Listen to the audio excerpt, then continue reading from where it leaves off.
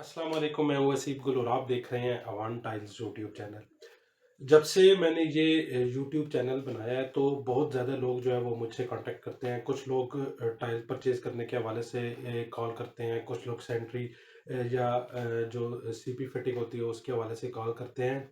कुछ लोग ऐसे भी हैं जो मुझसे इसलिए कांटेक्ट करते हैं कि वो चाहते हैं कि मैं उन्हें अपना एक्सपीरियंस शेयर करूं और उन्हें ये बताऊं कि ये कारोबार कैसा है। जी हाँ, कुछ लोग मुझसे ये कारोबार यानी टाइल्स और सैनिटरी का जो कारोबार है इसको करने के हवाले से मशवरे के लिए भी कॉल करते हैं।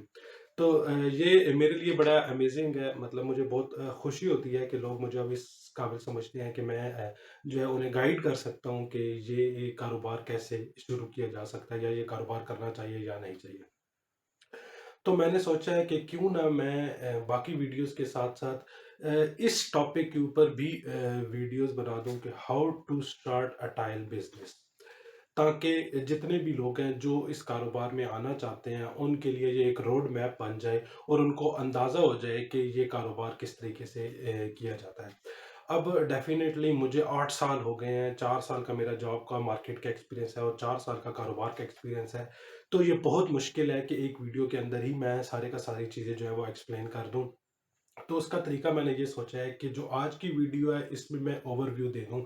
इसमें वो सारी चीज़ें जो इम्पोर्टेंट हैं किसी भी कारोबार को, स्पेशली इस कारोबार को करने के लिए, उनके बारे में आपको आगाह करूँ और उसके बाद फिर फर्दर हर टॉपिक के ऊपर मैं मुख्तलिफ वीडियोस बनाता रहूँ और इस चैनल के ऊपर मैं एक प्लेलिस्ट बना दूँ जिसके अंदर ये सारी वीडियोस इकट्ठी कर दूँ, ताकि जो बंदा भी कारोबार करना चाहे तो वो प्लेलिस्ट देख ले, उससे उसको अंदाज़ा हो जाएगा कि ये टाइल का कारोबार जो है, सैनिटरी का कारोबार जो है ये कैसे किया जाता है, या उसे करना भी चाहिए या नहीं चाहिए। तो आज की वीडियो जो है इसी सिलसिले की कड़ी है। समझ लीजिए कि स्टार्टिंग पॉइंट है जिसके अंदर मैं आपको इस टाइल के बिज़नेस के हवाले से पूरा ओवरव्यू दूँगा कि इस कारोबार को कैसे शुरू करना है और इसके लिए क्या-क्या रिक्वायरमेंट्स हैं और आपको जो पहले रिसर्च करनी है उसमें किन-किन बातों पर गौर करना है। तो चूँकि ये काफ़ी एक समझ लीजिए कि लंबा प्रोसेस था और वो सारी चीज़ें एक्सप्लेन करना कि क्या-क्या चीज़ बहुत ज़्यादा ज़रूरी है, तो मैंने इसको एक पेपर के ऊपर लिख दिया है, ताकि मैं आपको जो कोई भी ऐसी चीज़ रह ना जाए, जो आपके लिए इम्पोर्टेंट है। तो इस वीडियो को लाज़मी देखिएगा और इसके बाद भी इंशाअल्लाह ताला मैं वीडियोज़ बनाऊँगा। आपने वो वीडियोज़ भी लाज़मी देखनी है, ताकि आपको अंदाज़ा हो कि इस कारोबार को आपने कैसे करना है। और मैं एक बात हमेशा कहता होता हूँ कि कारोबार शुरू करने से पहले जितना टाइम आप लगा सकते हैं लगा लीजिए, वरना ये एक ऐसी हड्डी है जो ना आप निकल सकते हैं और ना उगल सकते हैं अगर आपने गलत तरीके से काम शुरू कर लिया। यानी वो कारोबार शुरू कर दिया जो आप नहीं करना चाहते थे या आपसे होता नहीं, लेकिन चूंकि आपने रिसर्च नहीं की थी तो इसलिए आपने शुरू कर दिया और आप आपके वो गले पड़ गए। या आप इसको कारोबार को बेहतर तरीके से कर सकते थे, कुछ और टाइम रिसर्च को दे देते तो। खैर ये सारी बातें मैं इंशाल्लाह ताला इसके अंदर एक्सप्लेन करूँगा। अब इस अब यहाँ पर तो मैं सबसे पहले बता दूँ कि जो आज ये वीडियो स्पेशली ये टाइल्स बिज़नेस के हवाले से, इसमें सैनिटरी वगैरह को, सिरेमिक वगैरह को मैं इंक्लूड करूँगा लास्ट में, लेकिन इसमें ऐसा कोई डायरेक्ट नहीं उसमें बताऊँगा। तो अब अगर हम टाइल बिज़नेस की बात करें तो सबसे पहले तो आपने ये देखना है कि आपको कौन-सा बिज़नेस मॉडल अडॉप्ट करना है। टाइल बिज़नेस के अंदर 2 बिज़नेस मॉडल हैं जो बहुत ज़्यादा यूज़ किए जाते हैं। Number 1 wholesale business, number 2 retail business. अब पहले आपने ये डिसाइड करना है कि आपने होलसेल बिज़नेस में जाना है या रिटेल बिज़नेस में जाना है। मैं चूँकि रिटेल बिज़नेस कर रहा हूँ, इसलिए मैं रिटेल बिज़नेस को ही एक्सप्लेन करूँगा। होलसेल बिज़नेस का मुझे एक्सपीरियंस है कुछ हद तक, लेकिन उसके लिए मैं फर्दर इंशाल्लाह ताला कोशिश करूँगा कि किसी ऐसे होलसेलर को लूँ और उनसे इंटरव्यू करूँ, ताकि आपको अंदाज़ा हो जाए कि अगर आप होलसेल बिज़नेस टाइल का करना चाहते हैं तो उसके लिए क्या-क्या आपको चीज़ें ज़रूरत होगी। तो अभी हम जो बात करेंगे वो हम टाइल के रिटेल बिज़नेस की बात करेंगे, यानी एक रिटेल स्टोर, आपने एक शॉप ओपन करनी है टाइल्स की, उसके हवाले से आपको क्या-क्या चीज़ ज़रूरत होगी। सबसे पहले आपने ये डिसाइड कर लिया कि आपको एक रिटेल स्टोर ओपन करना है, शॉप ओपन करनी है टाइल्स की।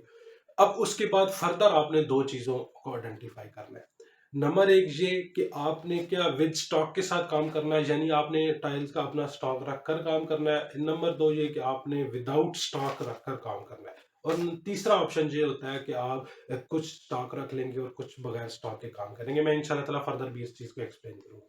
आपने ये तीनों मॉडल जो है ये भी आइडेंटिफाई कर लेने हैं कि आप इनमें से कौन से मॉडल के साथ जाएंगे।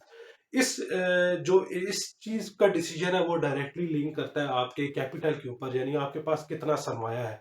सरमाए को लेकर ही आप ये फैसला करेंगे कि आपने किस मॉडल के साथ जाना है। और मैं पर्सनली अपने एक्सपीरियंस से बता रहा हूँ कि आपने ये पहले डिसीजन लाजमी ले लेना है कि आपको आपके पास कितना सरमाया है और आपने कौन से बिजनेस मॉडल के साथ जाना है। क्योंकि जिस भी बिजनेस मॉडल के साथ आप जाएंगे आपको फिर अपनी ट्रेनिंग भी उस लिहाज से करनी होगी और अपनी रिसर्च भी उसी लिहाज से करनी होगी। अब हम बात कर लेते हैं कि आपके पास सरमाया इन तीनों जो बिजनेस मैंने आपको बताए हैं, विद स्टॉक, विदाउट स्टॉक और पार्शली स्टॉक के साथ आपको जाना है, तो उसके लिए कैपिटल कितना जरूरत होगी। सबसे पहले तो अगर आप चाहते हैं कि आप टाइल्स का बिजनेस अच्छे तरीके से करें और अपने स्टॉक के साथ करें, तो फिर जो कम अज कम सरमाया आपको चाहिए वो तकरीबन 40 लाख रुपए। और ज्यादा जितना ज्यादा आप कर लेंगे उतना आपके लिए अच्छा होगा। और इससे कम में आप प्रॉपर स्टॉक के साथ काम नहीं कर सकते। अगर करेंगे तो आप मुश्किल में आ जाएंगे। दूसरा ऑप्शन ये है कि आप पार्शली स्टॉक के साथ काम करेंगे और पार्शली डिस्प्ले सेंटर बनाएंगे, तो उसके लिए आप जो है वो तकरीबन 20 लाख रुपए से काम शुरू कर सकते हैं। और तीसरा ऑप्शन ये है कि आप बगैर स्टॉक के काम करेंगे, यानी सिर्फ डिस्प्ले सेंटर बनाएंगे, तो उसके लिए आपके पास कम से कम 10 से 15 लाख रुपए लाजमी होना चाहिए। तब भी आप सिर्फ डिस्प्ले सेंटर के साथ काम कर सकेंगे। मैं इंशाल्लाह ताला फर्दर एक्सप्लेन करूंगा आपको कि आपको ये पैसे जो है किस कैटेगरी के लिए और किस चीज के लिए जरूरत होगी। अब कैपिटल सरमाए का मैंने आपको बता दिया है, आपको अंदाजा हो गया होगा कि आपके पास कितना सरमाया और आपने किस बिजनेस के साथ जाना है। अब जब आपने ये डिसाइड कर लिया है कि आपके पास कितना सरमाया और आपने किस बिजनेस के साथ जाना है, तो उसके बाद बारी आ जाती है एक्सपीरियंस की। अब यहाँ पर हमेशा लोग जो है वो गलती कर जाते हैं और बाद में पछताते हैं। मैंने भी ये गलती की थी, तो मैं चाहता हूँ कि आप ये गलती ना करें।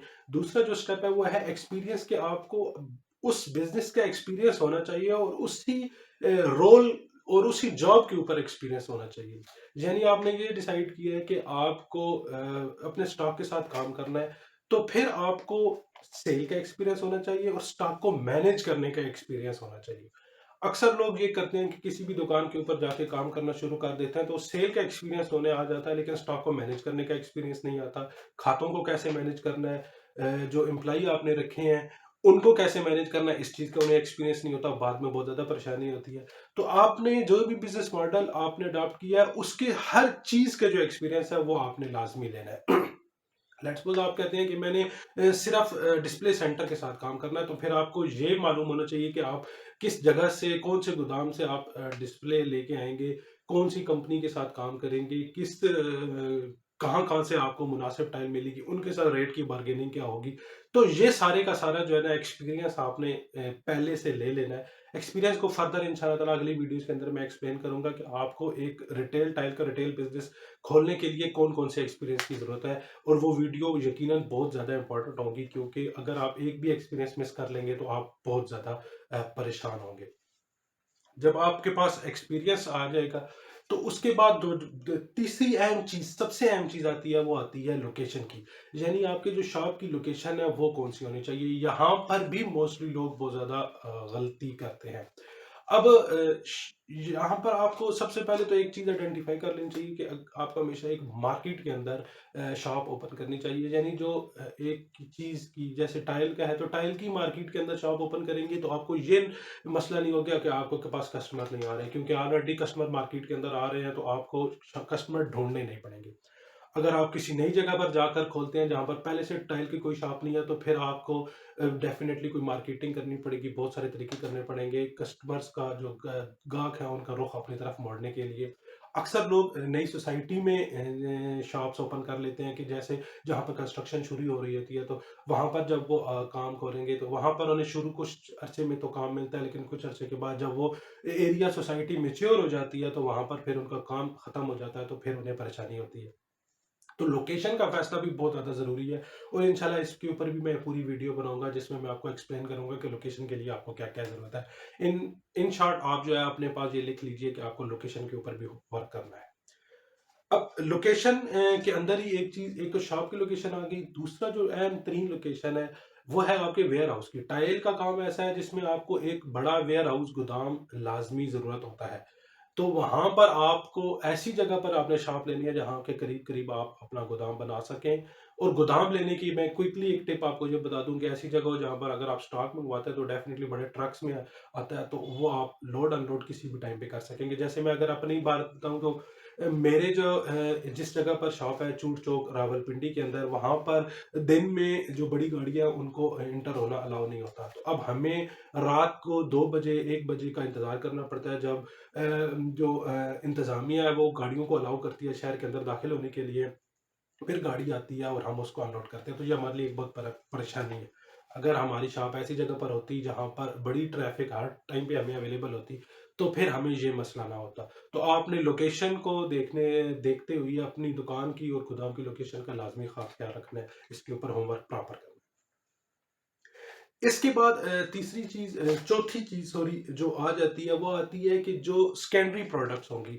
यानी आपने टाइल का काम किया तो टाइल के साथ-साथ आप कौन-सी चीज़ें रखेंगे? जैसे अगर मैं आपको अपनी चीज़ बता दूँ, मैं अब टाइल्स कर रहा हूँ तो टाइल के साथ जो जितनी प्रोडक्ट्स हैं जैसे टाइल बॉन्ड हो गया, फिलिंग हो गई, स्पेसर्स वगैरह हो गए, ये सारी चीज़ें टाइल की जितनी भी लवाज़मात हैं, ये सारे के सारे रखे हुए हैं। इसके बाद मैंने सीपी फिटिंग के अंदर मैं गया हूँ, जिसमें मैंने शावर सेट्स वगैरह रखी हुई हैं और किचन की एक्सेसरी रखी हुई है। और इसके अलावा सेरामिक को करता हूँ, फिर मैं फ़िल्ट्रेशन का भी काम करता हूँ। इसके अलावा मैं गीज़र्स वगैरह भी करता हूँ और अब इंशाअल्लाह ताला हम हुड और हब यानी जो किचन के चूल्हे होते हैं, उनका भी काम शुरू करने वाले हैं। तो ये कैटेगरीज़ हैं जो मैंने आइडेंटिफ़ाई की हैं कि मैंने टाइल्स के साथ-साथ ये जानना है, इनमें जाना है। अब आपने भी लाज़मी सेकेंडरी प्रोडक्ट्स जो है ढूँढनी है, जो आपके रिलेटिव है, जिनको आप समझ सकते हैं कि मैं इनको अच्छी तरीके से कर सकता हूँ।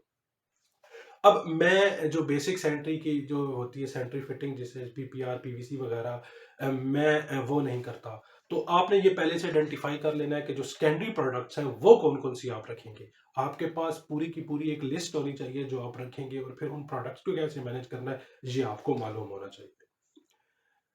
5वीं चीज़ आखिरी तो नहीं है, लेकिन समझ लीजिए कि ये एक मेजर चीज़ है। वो ये है कि आप एम्प्लॉइज़ जो हैं वो कितने रखेंगे, कौन से रखेंगे या नहीं रखेंगे, और उनको कैसे हैंडल करेंगे और कैसे मैनेज करेंगे। टाइल्स का काम ऐसा है कि ये एक बंदे का काम नहीं है। अगर आपने कस्टमर्स को डील किए हैं तो आपको एक बंदा काउंटर पे बैठा होना भी चाहिए। फिर बंदे आपको चाहिए जो आपके वेयर हाउस से टाइल जो है वो आप लोड भी करवा सकें। अगर आप कहीं और से टाइल उठा रहे हैं तो फिर ऐसा बंदा आपको चाहिए जो जाए और गोदाम से टाइल लेकर भी आए। तो यानी कि आपको एम्प्लॉइज़ चाहिए, चाहे वो आपके भाई हों, बेटे हों, या आपने कोई बाहर से लड़के रखे हुए हों। लेकिन आपने एम्प्लॉइज़ रखने हैं और उनको मैनेज भी करना है। अब ये ऐसा भी काम नहीं होता है कि आपने रोज़ नया लड़का रखा है। आपको ऐसे इत्तेमाद वाले लड़के चाहिए जिन्हें आप ट्रेन करें, वेयर हाउस की मैनेजमेंट भी सिखाएँ, और उसके उनको शॉप की मैनेजमेंट भी सिखाएँ, उनको स्टॉक मैनेजमेंट भी सिखाएँ, उनके ऊपर मेहनत करें और फिर उनको ग्रूम करें और अपने साथ उनको लेकर चलें। अब ये मैंने जो 5 चीज़ें बताई हैं, जिसमें कैपिटल हो गया, सरमाया हो गया, एक्सपीरियंस आपको किस चीज़ का ज़रूरत होगा, लोकेशन आपने कैसे आइडेंटिफ़ाई करनी है, आपको प्रोडक्ट्स सेकेंडरी कौन-कौन से चाहिए और एम्प्लॉइज़ को कैसे मैनेज करना है। छठी चीज़ में आप स्टॉक मैनेजमेंट डाल लीजिए। ये एक्सपीरियंस के अंदर ही आ जाता है, लेकिन इंशाल्लाह ताला इसके ऊपर भी वीडियोज़ बनाएँगे। मैं शुरू में बताना भूल गया था कि मशवरा ये दूँगा कि आप इस वीडियो को देखें, फिर दोबारा देखें। अपने पास कॉपी पेंसिल लाज़मी रखें और ये सारी चीज़ें नोट करें कि इनके ऊपर आपने लाज़मी काम करना है। जितना टाइम आप इन चीज़ों के ऊपर दे देंगे, उसके बाद आपने अपने शॉप के तरफ जाना है। मैं हमेशा कस्टमर्स को, या जो भी बंदे मेरे पास आते हैं और पूछते हैं, मैं उनको कहता हूँ कि कम से कम आप 6 महीने, 8 महीने, 1 साल लाज़मी जो है वो सीखने में दें। उसके बाद जाकर फैसला कीजिए। ये ऐसा काम नहीं है कि ये आपने आज कर लिया, कल ख़त्म कर लिया, परसों कर लिया, फिर ख़त्म कर दिया। ये समझ लीजिए कि सारी ज़िंदगी के लिए आपके साथ चलेगा। तो बेहतर यही होगा कि आप 6 महीने, 8 महीने लगाएँ, ये इन सारी चीज़ों के ऊपर वर्किंग करें। उसके बाद जब आप सब कुछ जान जाएँ, उसके बाद फिर आप अपना काम शुरू करें। उम्मीद है कि टाइल्स के बिज़नेस के हवाले से ये जो बेसिक चीज़ है, ये आपकी काफ़ी हेल्पफुल रहेगी। मैं समझता हूँ कि जानता हूँ कि ये इसमें बहुत सारी चीज़ें मिस कर दी हैं, लेकिन 15 मिनट की वीडियो ऑलरेडी हो चुकी है और अगर मैं बताना शुरू करूँ तो घंटों इधर ही गुज़र जाएँगे। तो बेहतर यही है कि हम इसको पार्ट्स में डिवाइड कर लें। ये 2 बेसिक इन्फॉर्मेशन है जो काम टाइल का काम या कोई भी कारोबार शुरू करने से पहले आपको ज़रूर चाहिए। इन्फॉर्मेशन इन पॉइंट्स के ऊपर आपने वर्किंग करनी है। इन्हीं पॉइंट्स के ऊपर हम नेक्स्ट भी वीडियोस बनाएंगे। तो अगर इस बारे में कोई जो भी आपके सवाल हो आप नीचे कमेंट में पूछ सकते हैं और मुझे बताते जाइए ताकि मैं उनको उनके ऊपर फर्दर वीडियोस बनाता रहूं। और अप टू डेट रहिए, चैनल को सब्सक्राइब भी कीजिए, बेल आइकन को प्रेस कर लीजिए ताकि जो नई आने वाली वीडियोस है वो आपको मिलती रहें। और इस तरीके से आप जो है वो आपका जो सफ़र होगा सीखने का वो बहुत ज़्यादा आसान होगा। उम्मीद है कि ये वीडियो आपके लिए बहुत ज़्यादा हेल्पफुल रहेगी। अगर कोई भी सवाल है तो नीचे कमेंट में पूछ सकते हैं। अगर आपको कुछ चीज़ सीखनी हो, कुछ पूछना हो, व्हाट्सएप है, एड्रेस है, आप मेरे साथ राब्ता कर सकते हैं। इस चैनल का मकसद कंस्ट्रक्शन से जुड़ी हुई हर मालूमात आप तक पहुँचाना है। अगर आप चाहते हैं कि ये मालूमात आपको मिलती रहें, तो इस चैनल को सब्सक्राइब भी कर लीजिए और बेल आइकन को प्रेस कर लीजिए ताकि आने वाली हर वीडियो की नोटिफ़िकेशन आपको मिलती रहे। शुक्रिया।